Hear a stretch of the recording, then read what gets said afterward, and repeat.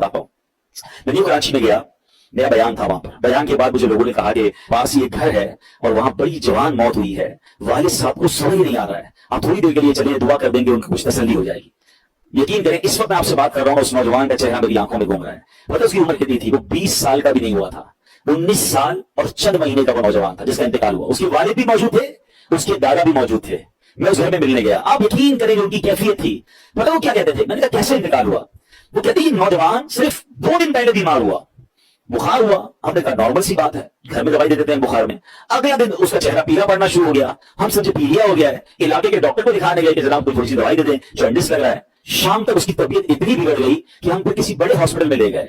Hospital वालों ने कहा तबीयत सीरियस है, रातों रात उसको हॉस्पिटल में एडमिट किया और अगले दिन उसका विसाल हो गया। हमने जितने टेस्ट करवाए, वो कहते हैं जो टेस्ट की रिपोर्टें थी ना वो भी नहीं आ पाई। बंदे के इंतकाल के 3 दिन बाद टेस्ट की रिपोर्टें आ गई कि ब्लड में ये प्रॉब्लम है, वो, यानी इतना भी टाइम नहीं मिला हमें कि हम उसका इसकी डायग्नोस कर सकते हैं कि इसमें प्रॉब्लम क्या था।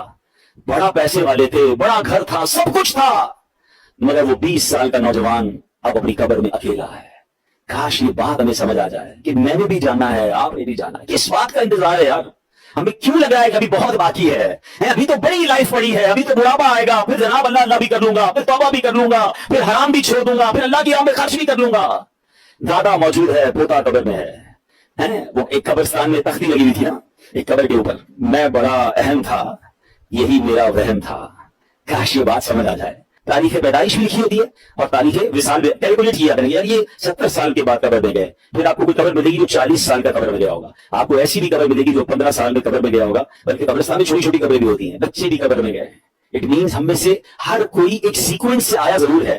मेरे दादा पहले आए, आपके भी पहले दादा आए, फिर वालिद आए, फिर आप आए, फिर आपके बच्चे, फिर उनके बच्चे। ये सीक्वेंस है, एक तरतीब है। आने की तरतीब है, जाने की तरतीब नहीं है।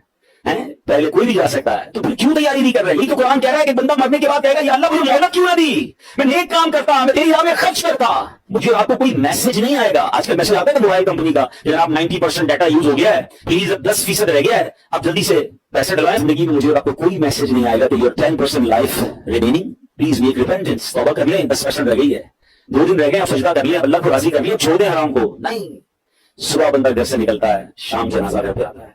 प्लीज कुरान के इस पैगाम को आज लेकर जाएं। अल्लाह ने माल दिया है, जिंदगी में खर्च कर लो, अच्छी जगह खर्च करो, गरीबों की मदद करें, सदका जारिया वाले काम करें, ज़कात उसकी पूरी दें, और सिर्फ ज़कात की और खर्च कर लो। अच्छा ये बाल झाड़ा किधर है? आप ही के अकाउंट में जाना है।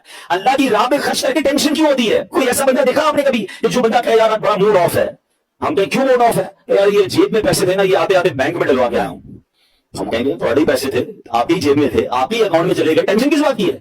ऐसा ही है ना, कोई टेंशन नहीं होती, यार कैश पड़ा है अकाउंट में डलवा दूं।